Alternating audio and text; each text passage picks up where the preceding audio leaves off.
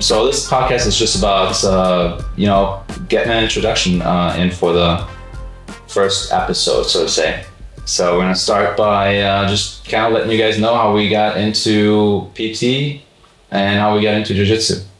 So why don't you start us off? Yeah. So I'm in my early 50s, so 51. I became a PT back in 2002 and really developed an interest in orthopedics and just a love of movement and helping to coach people and work with patients and orthopedics and started to translate it to a little bit more of an understanding of pain science and really enjoyed that, but always in the background as a recreational athlete, I always had an appreciation for, I liked UFC and I liked, particularly I liked grappling, but I never did it.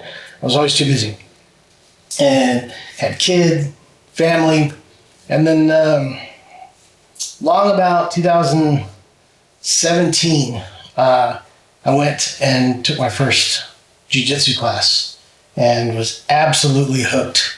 From the first one? From the first class. I got destroyed. It's your typical first day jiu-jitsu story where you just absolutely get smashed by everybody that you work with, and you're like, I think there's two paths that you take when that happens to you. You either say, I never want to experience something that unpleasant again, or you say, I want to learn this superpower, and so I took the second route, and I haven't looked back since then. And so since that time, obviously I've been training for about 6 years now.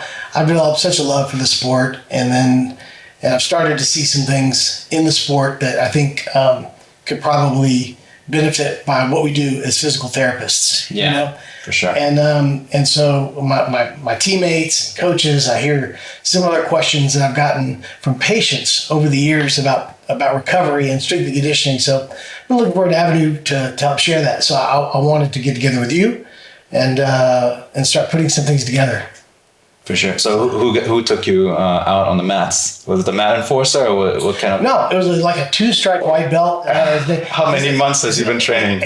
He'd been training for maybe about 3 or 4 months. See, you had it nice. Really? Yeah, because probably didn't know how to really apply all that much pressure, man. It felt like he was applying all the pressure, and but he was so nice. He was like he could see. Like I thought I was having a heart attack, but turns out you're pretty old, man. I'm telling you. I'm a little old. So it turns out I was just probably having like a major panic attack. Dang, that's intense, dude. I was really freaked out by it. And he like kind of came up. I didn't tap, but he said, "Hey man, let me show you kind of how." So he taught me how to learn frames and that kind of stuff. And I was like, oh, this is amazing. The same thing, and then all of a sudden it was a completely different experience. Yeah. And nice. I was like, damn, that's very similar to how when we work with our patients and stuff. I was like, hey, this thing hurts. We do a different thing, and now it doesn't hurt. It's like magic, but it's not magic. It's just you just learn. So I was like, man, there's so much overlap between rehab. There's a ton of overlap. So, what about you, man? So for me, I didn't get into jiu-jitsu for a while. I was more of a basketball guy. So after, surprised you're like 9 feet tall, man. Man, it's just drinking the milk and eating all the vegetables. Gotcha. I'm just joking. I'm not big on vegetables.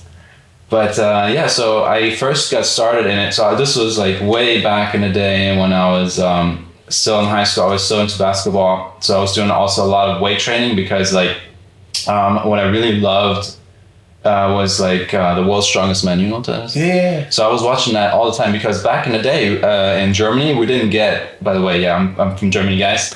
Just letting you know, if you hear an accent, that's where it's from.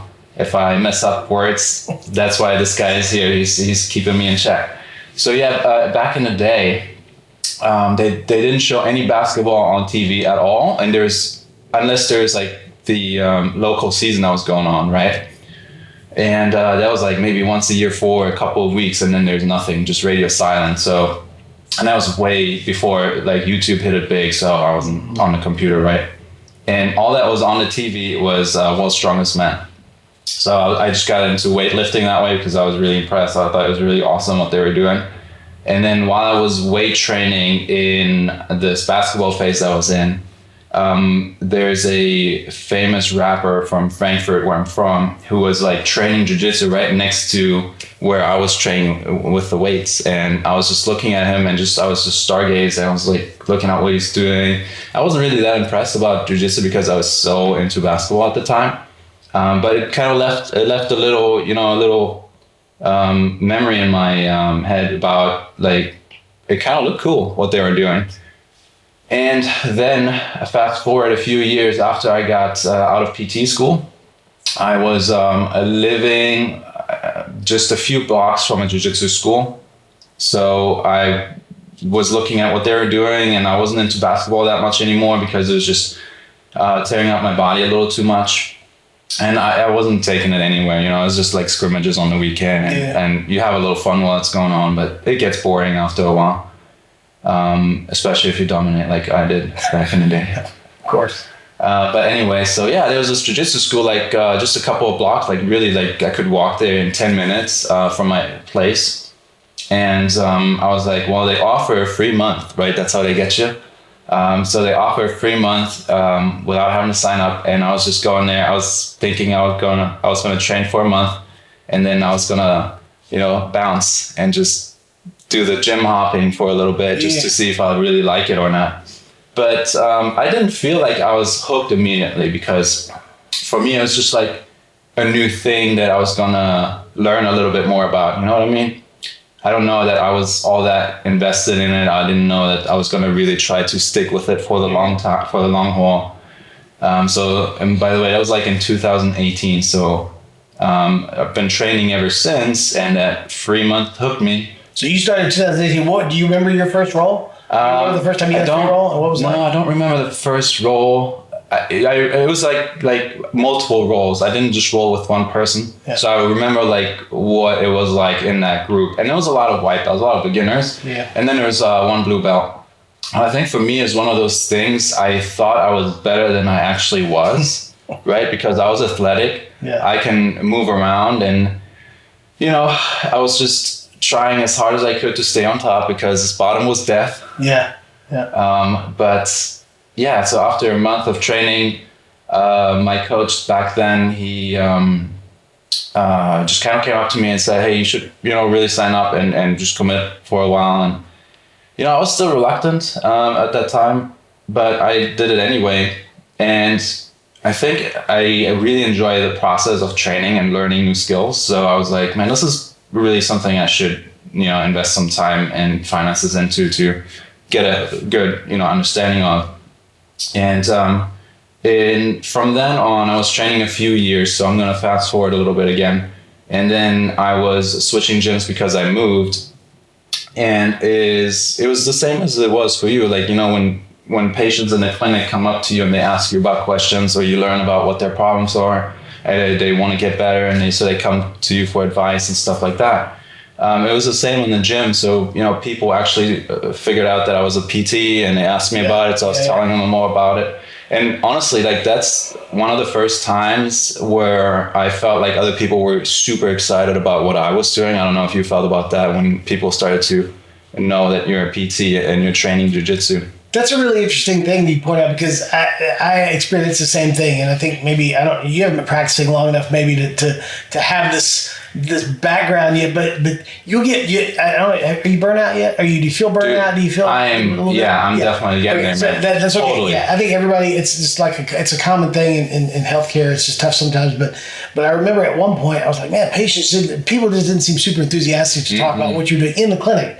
But then you go to jiu-jitsu and they're like, it's like, hey, I've got this thing, and it's keeping me from doing this other thing. Yeah. And I think that orientation to getting back to doing a thing is what really, really triggered a lot of engagement from these people. So it wasn't just like, hey, my shoulder hurts. It's like, can you make my pain go away? That's a tricky thing. But yes, I can definitely help you get back on the mats. Yeah. And so that level of engagement from the patient really seemed to and it fired me up. Yes, I'm saying same thing. Yeah. So I was like, that was the first time I was like in a long time after, working in the clinic and in the hospital, where I felt like, hey man, these people are so excited about me being here. I'm like, dang, this feels great. Yeah. So obviously, and then that was combining the good feeling that I got from training jiu-jitsu, right? And then it was combining with what I was doing for work. And I love, most PTs love what they do. That's why they get into it. Absolutely. That's why we go through all that punishment, right? And so you sometimes lose that though in the world of healthcare. And in the gym, I got that back. So I, at some point then was, working with this guy who is now a really, really good friend of mine. He came up to me. He was like, hey man, I need to come see you. I need to I kind of need your help about this neck thing. Cause he was, just training really hard and he thought he had a pinched nerve in the neck. And so long story short, it turned out that he just had like a joint dysfunction in his neck, but he had a previous shoulder injury, and they both combined and gave him some issues that, kind of made it look like it was a pinched nerve in his neck. And there was just some other things that we worked through to get it better. And he's been good ever since. He's been, training just as hard, if not harder.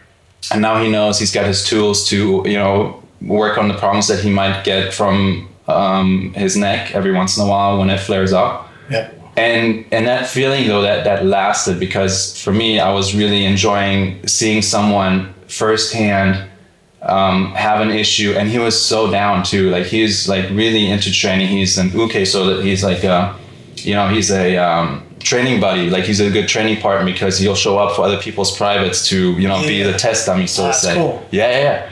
So, and then he wasn't able to do that because he was like scared of his neck being injured. And so he was able to go back to all of that. And so that's how it started. So that's why I was like, hey man, there's something here for me.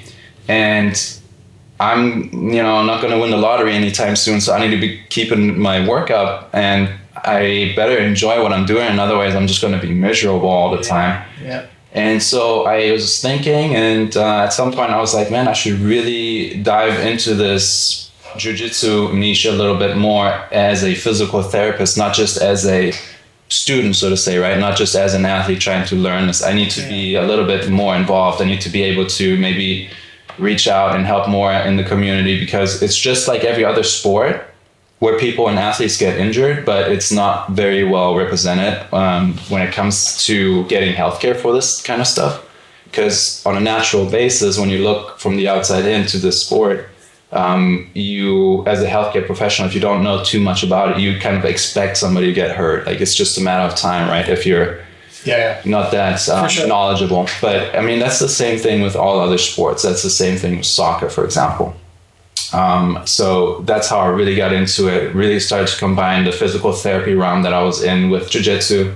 And then I started my business too a couple years ago, just kind of like from, that little spark.